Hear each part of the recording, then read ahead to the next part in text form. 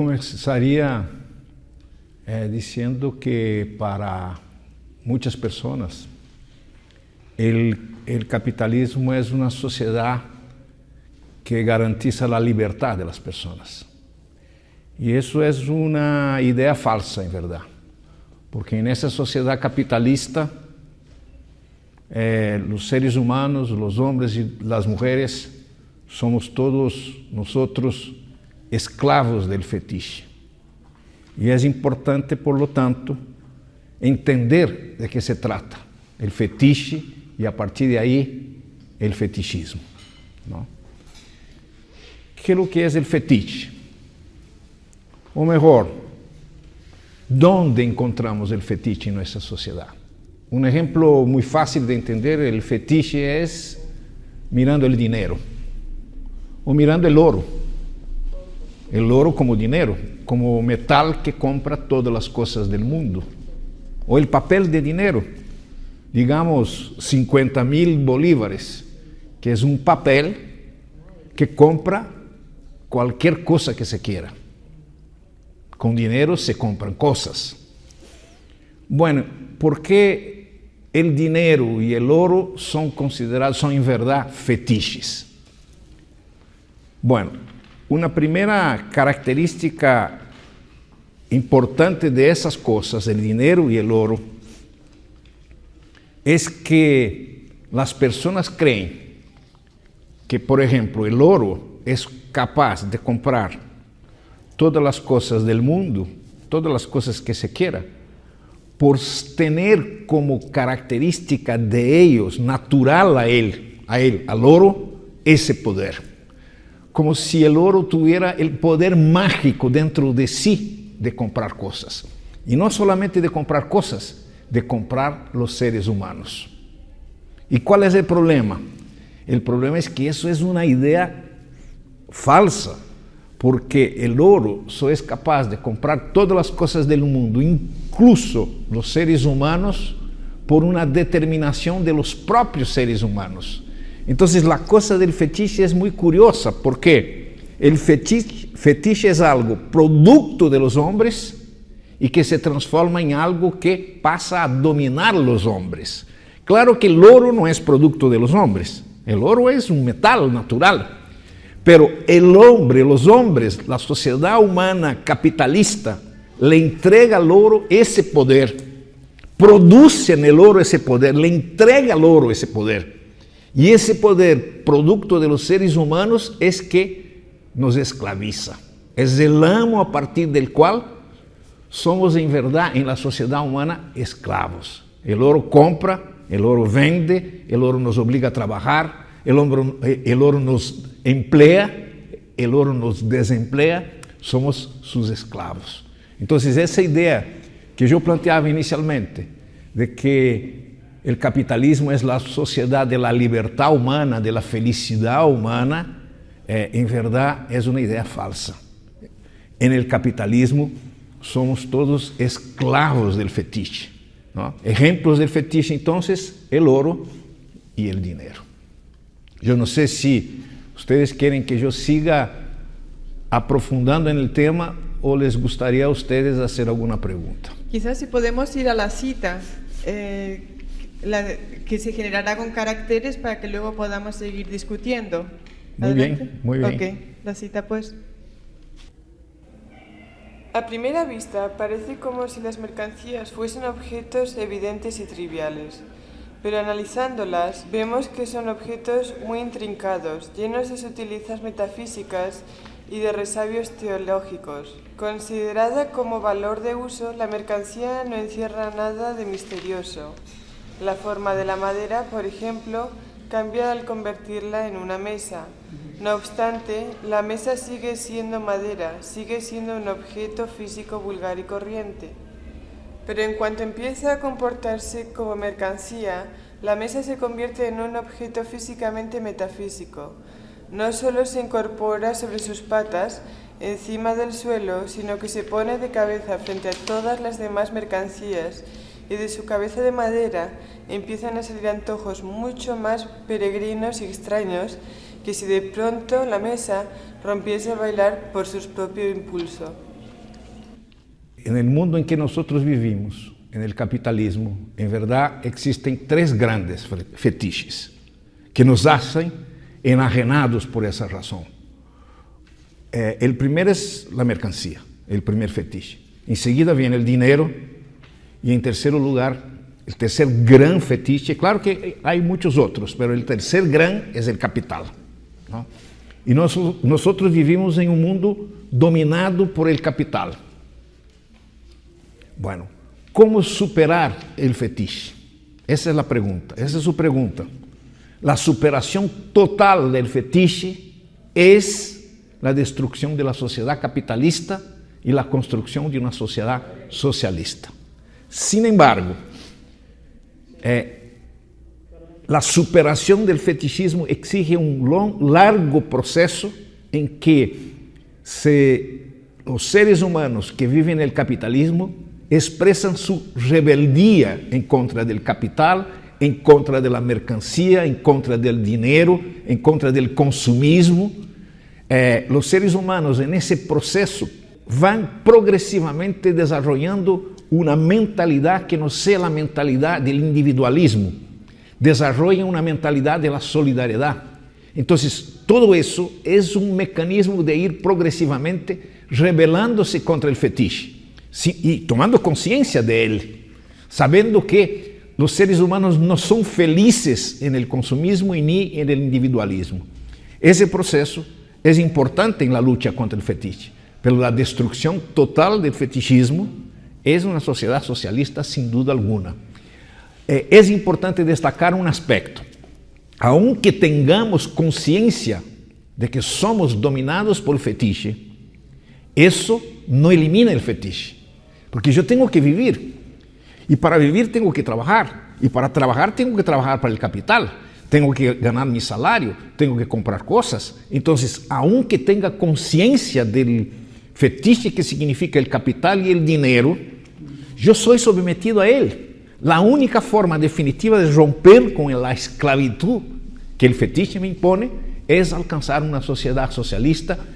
Lo más importante en ese proceso, porque el fetiche y el capitalismo exige de nosotros, es fundamental para que la sociedad capitalista funcione de manera organizada, que cada uno de nosotros sea individualista, que sea egoísta, que no piense en los demás.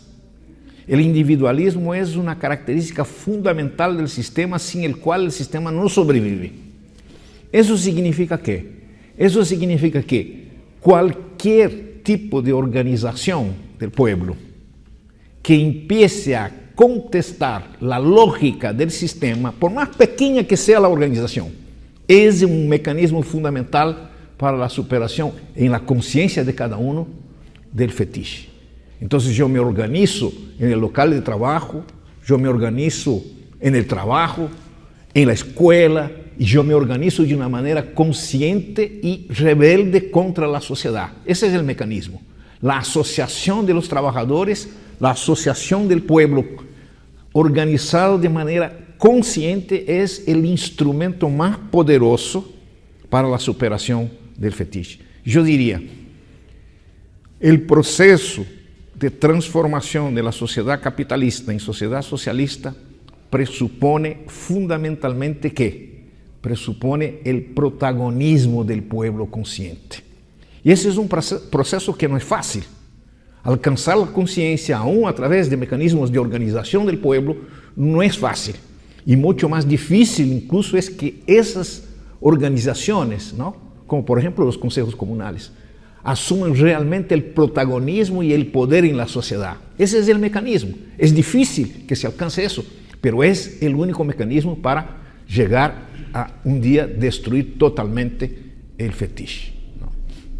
Yo no sé si hay alguna otra pregunta. Yo tengo una pregunta en relación a la Unión Soviética y si en la Unión Soviética se desmontó el fetiche o, bueno, específicamente usted la semana pasada mencionó que, que en la Unión Soviética había una tendencia positivista con los manuales, etcétera. Y me pregunto si, dada esa realidad allá de positivista, no dialéctica, si eso permitió que se eliminase el fetiche o si se creó un fetiche paralelo. Esa es la pregunta. Bueno, yo diría lo siguiente. En la Unión Soviética, en cualquier otro país en que las relaciones mercantiles continúen existiendo, hay fetiche. Sin embargo, puede haber más o menos, depende del grado, de la importancia que tiene el mercado en esa sociedad. Entonces, obviamente, en la sociedad rusa, antes de la restauración capitalista, había mercado. Claro, en un grado no tan desarrollado, pero había un cierto grado de la sociedad, de la organización de la sociedad dependiente del mercado. En esa medida había un cierto nivel de fetiche. Ahora, la restauración capitalista en la Unión Soviética, en particular en la Rusia, en la Unión Soviética en general, que ha consistido en una tragedia humana, la restauración, ha hecho con que el fetiche se restaurara de manera total y plena. Tal vez no, con seguridad mucho más fetichizada esa sociedad actual rusa que la sociedad pre-revolución bolchevique. Entonces, depende del grado en que el mercado es importante para la organización de la sociedad. Podríamos decir, preguntarnos lo siguiente: en Cuba socialista, ¿hay o no hay fetiche? Sí hay, pero en un grado muy pequeño, porque el mercado existe, pero tiene un papel muy restringido. El fetiche desaparecerá totalmente cuando ya no exista mercado. ¿Por qué? Porque el mercado aparece como si fuera algo que tuviera una ley natural que se nos impone. Parece que no tenemos control sobre el mercado. Mientras exista mercado, esa es la sensación del ser humano. El mercado determina mi vida, por más o menos mercado que existe en la sociedad. En parte determina mi vida si el mercado no es tan generalizado en la sociedad. Y ahí yo me siento dependiente de esa ley natural como si fuera imposible de ser superada. Eso es fetiche, eso es enajenación. Pero la extinción total del mercado es un proceso muy largo. Yo creo que Cuba está en ese proceso. Y un día, con seguridad, llegará a eso. Yo creo que en Venezuela se inicia un largo proceso de destrucción del mercado, de destrucción del fetiche, de destrucción de la enajenación. Para que ese proceso siga, ¿qué es lo que es más importante? Que el proceso revolucionario siga hacia adelante, ¿no? Y para eso, lo fundamental, vuelvo a decir, es el protagonismo del pueblo. Creer que el pueblo es capaz de conducir el proceso revolucionario. Si llegara a no existir esa creencia, el proceso revolucionario no va. Esa es mi opinión sobre la cuestión. La superación total del capitalismo, total en la humanidad del capitalismo, no será posible sin que un grupo muy grande de países estén asociados a ese proceso, ¿no? No es posible una sociedad totalmente sin fetiche, sin que muchos países estén. Uno u otro país no es capaz de solito alcanzar esa. Sin embargo, la lucha y el proceso en contra de ese sistema empieza en un país, en otro país, y las cosas se van sumando. En ese aspecto yo soy muy optimista. ¿De dónde procede entonces el carácter misterioso que presenta el producto del trabajo tan pronto como reviste forma de mercancía? Procede, evidentemente, de esta forma.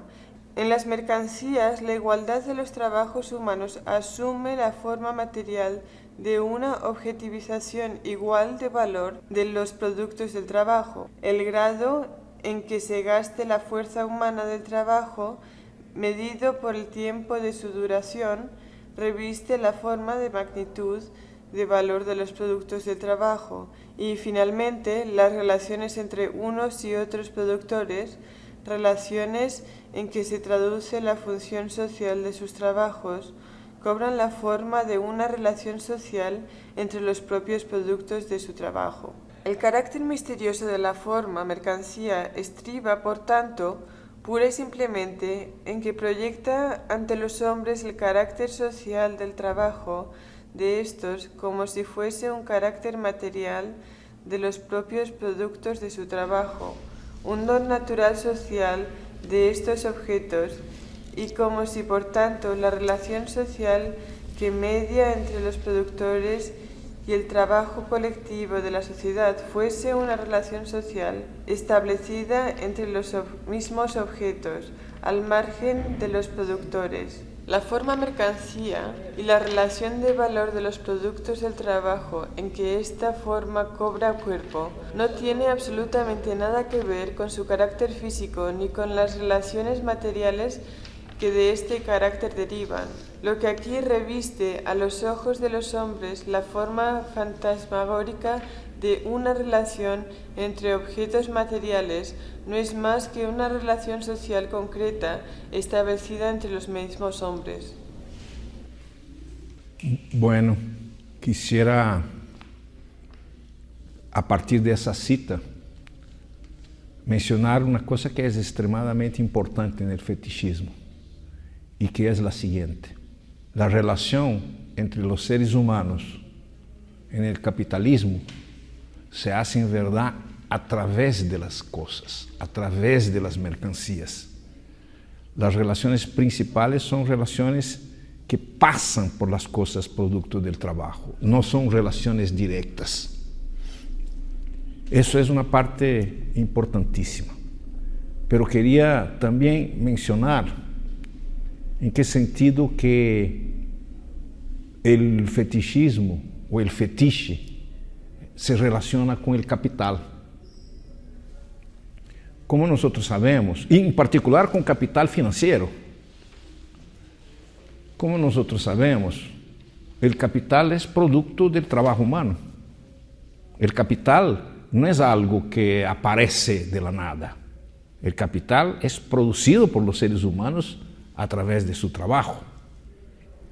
Y una forma más desarrollada del capital es el capital financiero, lo que se llama capital financiero. Es una forma más desarrollada, que no tiene materialidad, pero es producto de la sociedad humana. Y es interesante lo siguiente: si nosotros nos preguntamos, ¿dónde está el capital financiero? No está localizado en ninguna parte, y sin embargo está en todas las partes. Sin embargo, tiene poder sobre todas las cosas en la sociedad actual. Peor aún, el capital financiero, por cierto, ese nombre es un nombre malo, es un nombre bonito, pero que no expresa la verdad, la realidad de lo que significa ese capital. Yo lo llamo de capital especulativo y parasitario. Ese capital, en la sociedad capitalista actual, tiene un poder muy grande. Domina la otra forma de capital, que es el capital productivo, el capital comercial. ¿Y en qué sentido ese capital, él en verdad se constituye en un fetiche? Vean, si él es producto del capital, del trabajo, él nos domina. Él no tiene materialidad, es una especie de fantasma. Es un fantasma que nos pasa a dominar. Y ese fantasma fue producto de nuestra cabeza. En verdad, nosotros con nuestra cabeza creamos fantasmas y después tenemos miedo de los fantasmas. En verdad, en lo que se refiere al capital especulativo y parasitario, en verdad no es nuestra cabeza que crea ese fantasma. En verdad, lo que crea ese fantasma es la forma como nosotros nos organizamos en la sociedad.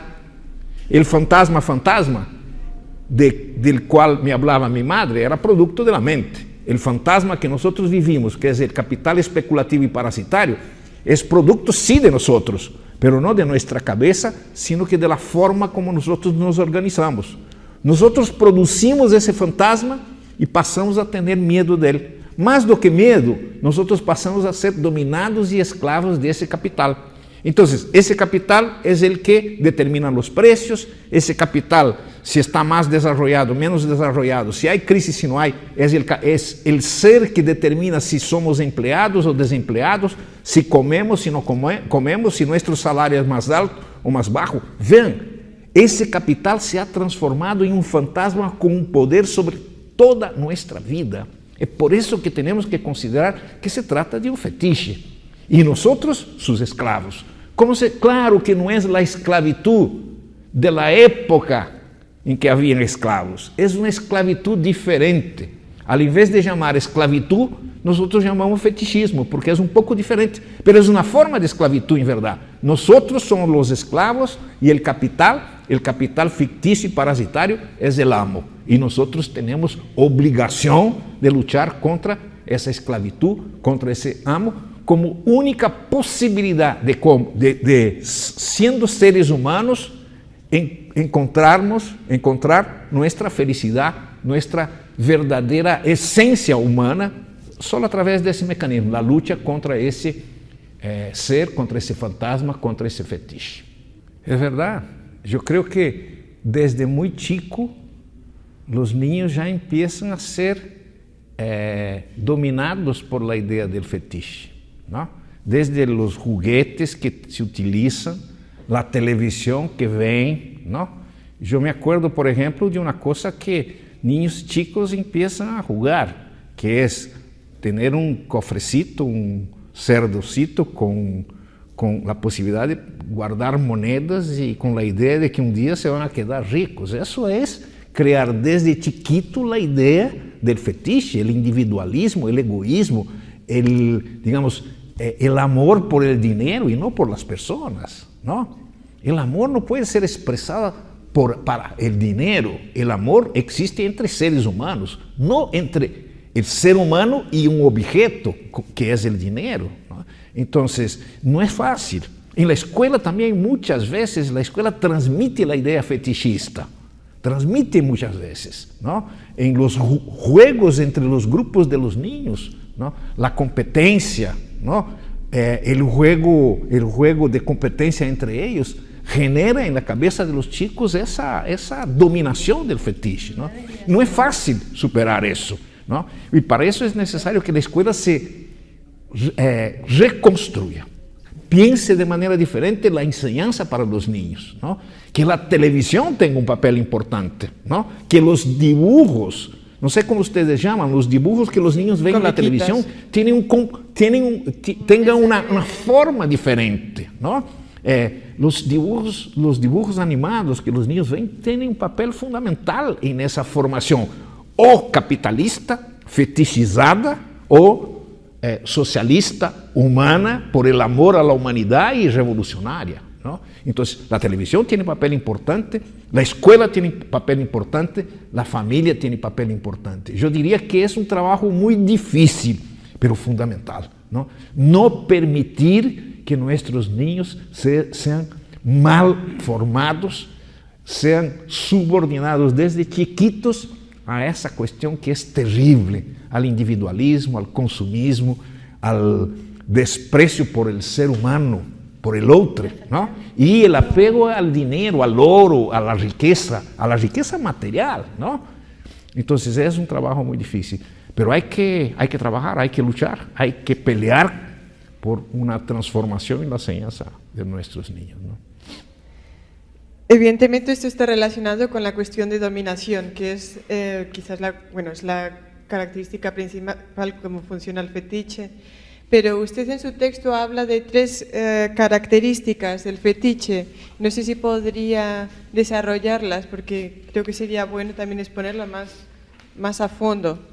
Bueno, una de ellas, la que menciono en primer lugar, es que los fetiches se relacionan entre sí y se relacionan directamente con el ser humano, ¿no es cierto? Una segunda característica es que los seres humanos atribuyen el poder del fetiche a la propia naturaleza de las cosas y no a la determinación social, ¿no es cierto? Bueno, eso sería una segunda característica del fetiche. La primera, se relacionan entre sí. La segunda, la primera es relacionarse entre sí.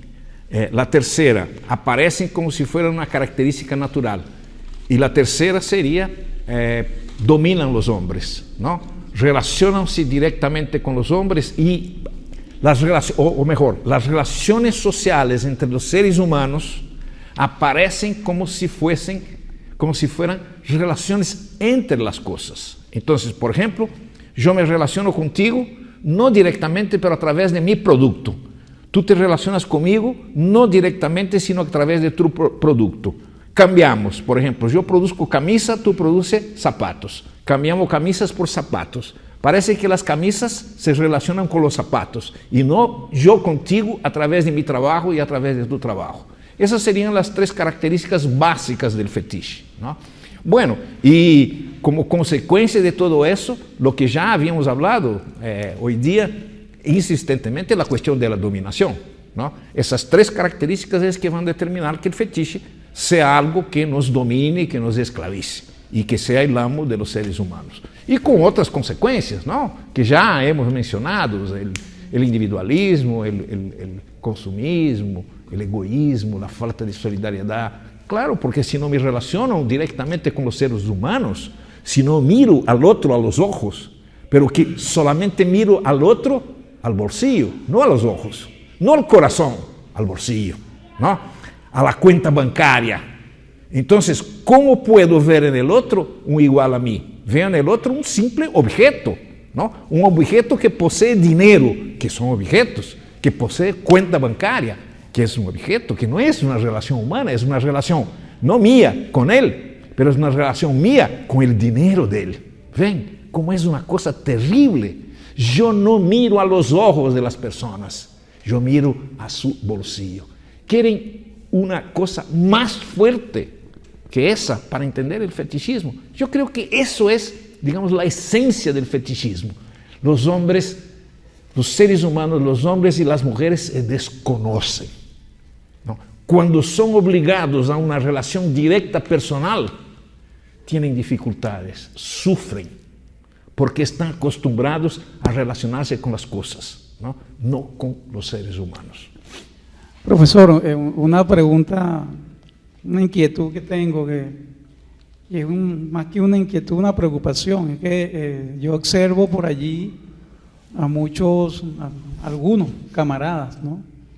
Que relacionan lo que tiene que ver con la revolución, con la libertad, el hecho de mejorar su nivel de vida, de obtener un mayor salario, ¿no?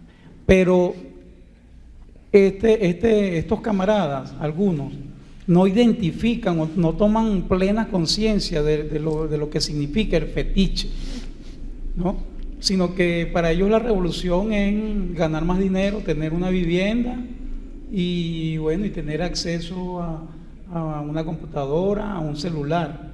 ¿Qué mensaje le enviaría usted a estos camaradas que son pocos, pero que piensan de esa manera? Bueno, yo diría lo siguiente, que cada uno de los seres humanos tiene derecho a pretender una vida cómoda y feliz, incluso desde el punto de vista material. Yo creo que ellos tienen derecho a una buena alimentación, a una buena vivienda, ¿no? A divertimento, a lazer, a paseo, ¿no? A recreación, ¿no? Tienen derecho a una buena educación, a una buena salud, ¿no? A un transporte digno, ¿no? Tienen derecho a ser felices. Yo creo eso. Y eso es el objetivo nuestro a lo largo, ¿no? A largo plazo, ese es el objetivo que tenemos que alcanzar para todos los seres humanos. Esa es la cuestión, ¿no? ¿Cuál es el problema en nuestra sociedad? Nuestra sociedad es muy rica y podría garantizar un nivel de sobrevivencia digna para todos los seres humanos. ¿Y por qué no lo hace? ¿Por qué no lo hace? Porque concentra la riqueza en una parte de la sociedad y la gran parte de la sociedad no tiene nada.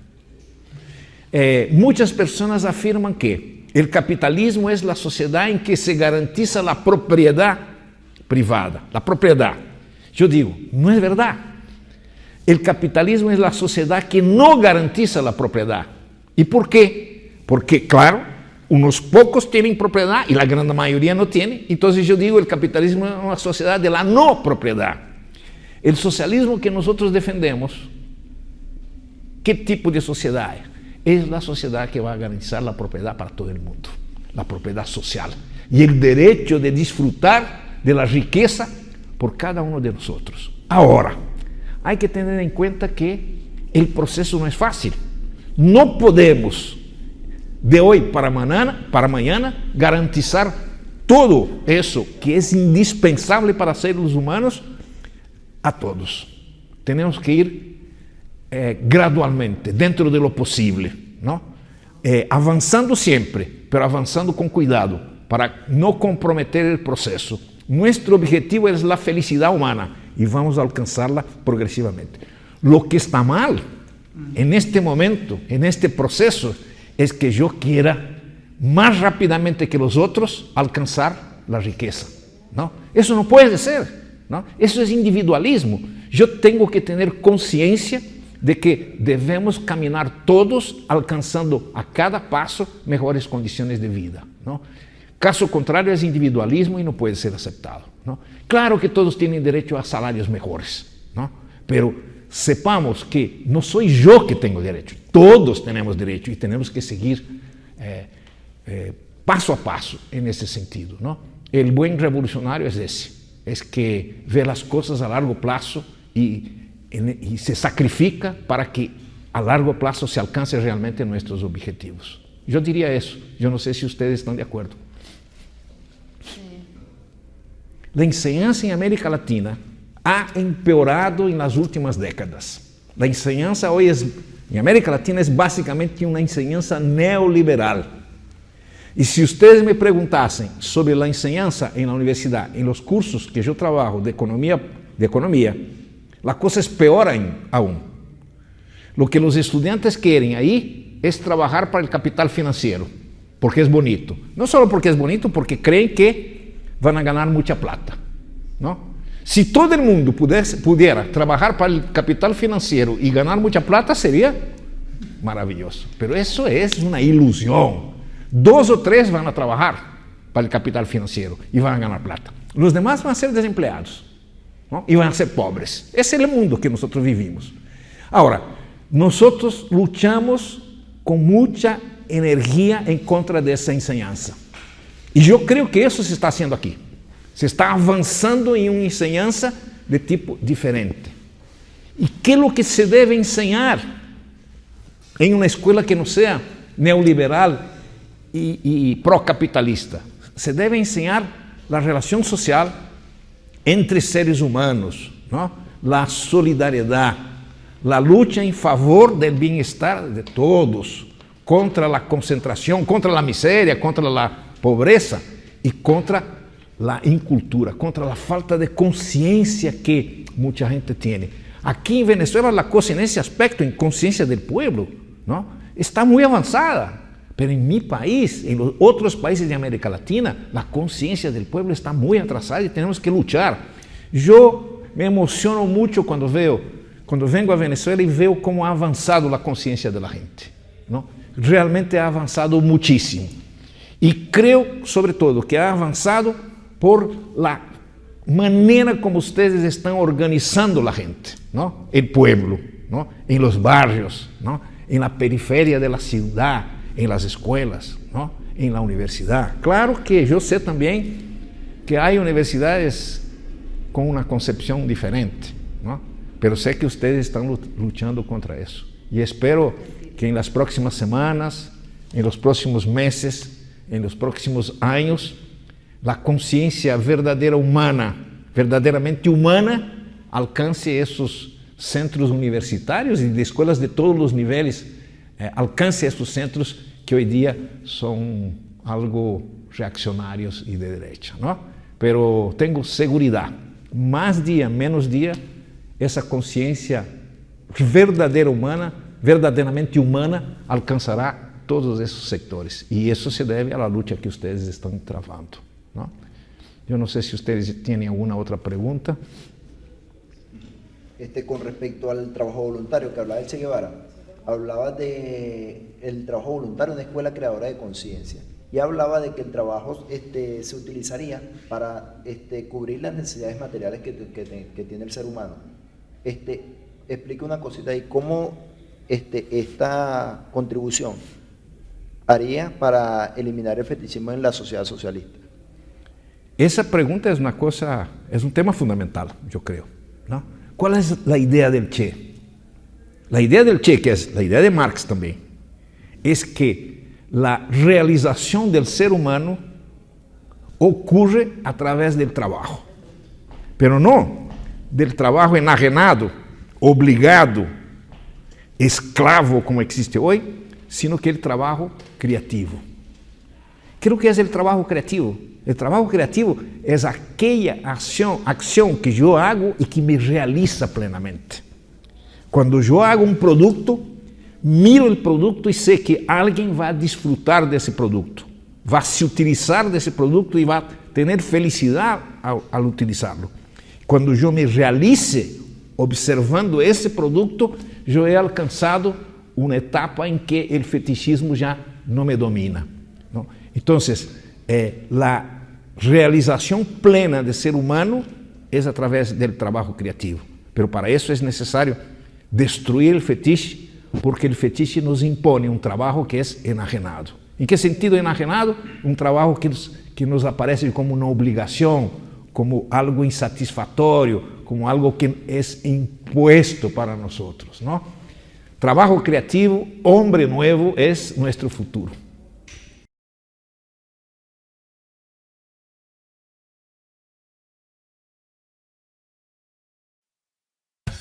Esta es la historia de un mundo obsesionado con las cosas. Es la historia de un sistema en crisis. Estamos destruyendo el planeta, nos estamos destruyendo entre nosotros y ni siquiera somos felices. Lo bueno es que cuando comenzamos a entender el sistema, vemos muchas oportunidades para participar y transformar los problemas en soluciones. La historia del agua embotellada, con Annie Leonard.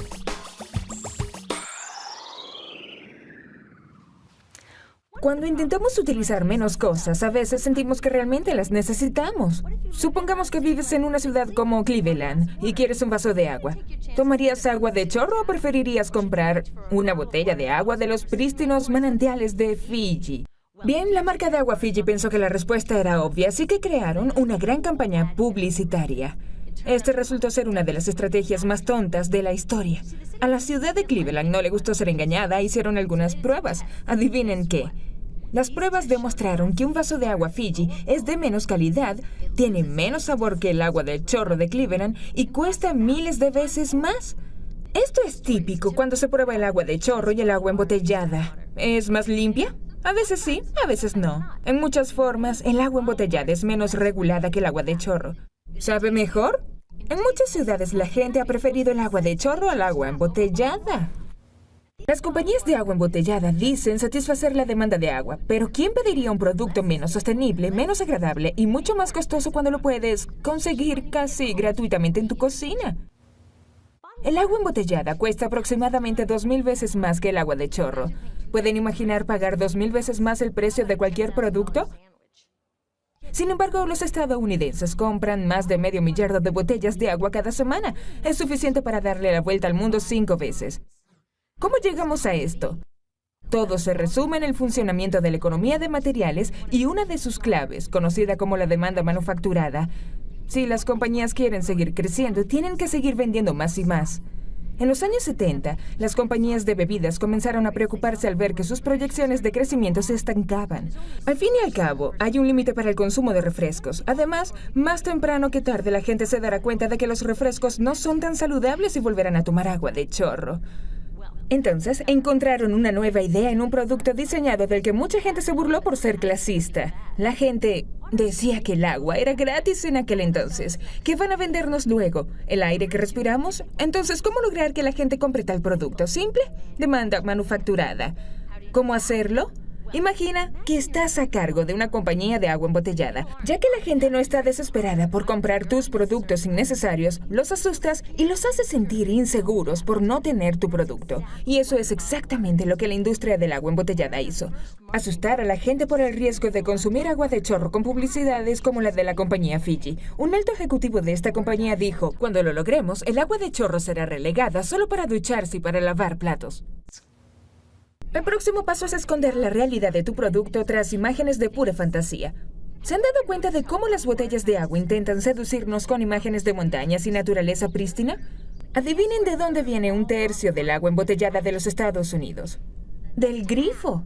La Aquafina de Pepsi y la Dasani de Coca-Cola son dos de las muchas marcas que venden agua de chorro filtrada, pero la mentira de la naturaleza pura va mucho más allá. En una reciente publicidad de página entera, Nestlé dijo que el agua embotellada es el producto más responsable en términos del ambiente del mundo. ¿Qué?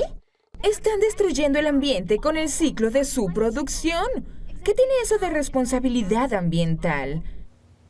El problema comienza aquí, con la extracción y la producción en las que se usa petróleo para producir botellas de agua. La producción anual de botellas de agua en los Estados Unidos cuesta la misma cantidad de petróleo y energía con la que se surtiría 1 millón de automóviles. Toda esa energía se usa para hacer botellas.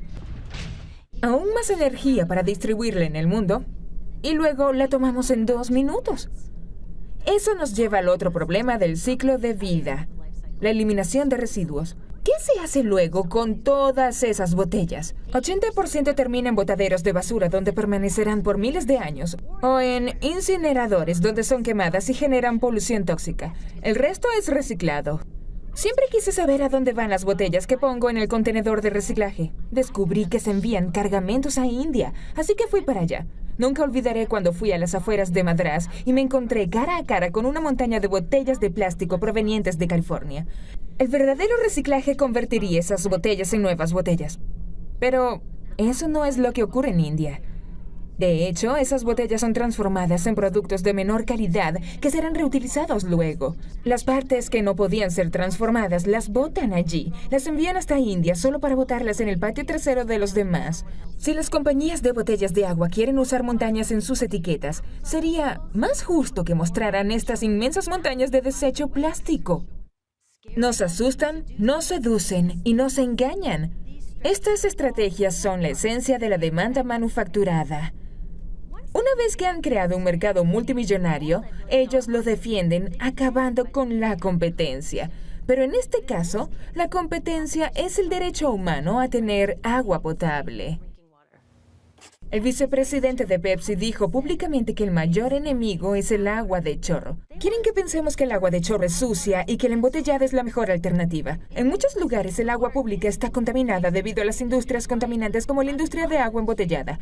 Estos empresarios están siempre dispuestos a ofrecer sus costosas soluciones que nos mantienen enganchados a sus productos. Es hora de volver al agua de chorro. Todo comienza con el compromiso personal de no comprar o beber agua embotellada, a menos que el agua de tu comunidad no sea potable. Quizá hace falta ser precavidos para cargar siempre una botella de agua, pero creo que podemos hacerlo. El próximo paso es unirse a campañas que busquen soluciones reales, como solicitar inversiones para mejorar el suministro de agua potable. En Estados Unidos, el servicio de agua pública carece de $24,000 millones, en parte porque la gente cree que se puede tomar el agua solo de una botella. En este momento, más de 1,000 millones de personas no tienen acceso al agua potable. Sin embargo, miles de ciudades gastan millones de dólares para desechar todas las botellas de plástico que botamos. ¿Y si utilizamos ese dinero para mejorar nuestro suministro de agua o mejor para prevenir la contaminación? Podemos hacer muchas cosas para solucionar el problema. Presionar a los dirigentes para que instalen bebederos de agua potable, organizarnos para prohibir la venta de agua embotellada en escuelas y sitios de trabajo o en toda la ciudad. Es una gran oportunidad para que millones de personas despierten y comiencen a proteger su economía, su salud y al planeta. La buena noticia es que ya el proceso comenzó. Las ventas de agua embotellada comenzaron a caer mientras que el negocio de rellenar las botellas con agua potable está floreciendo. ¡Excelente! Los restaurantes ahora prefieren servir agua de chorro y los comensales se ahorran los cientos de miles de dólares que derrocharían comprando agua embotellada. Tomar agua embotellada se está convirtiendo en algo tan reprochable como fumar embarazada. Ahora somos conscientes. Las compañías de agua embotellada están preocupadas porque les llegó su hora. Ya no lograrán convencernos con su demanda manufacturada. Escogeremos nuestra propia demanda, que es agua potable y segura para todos.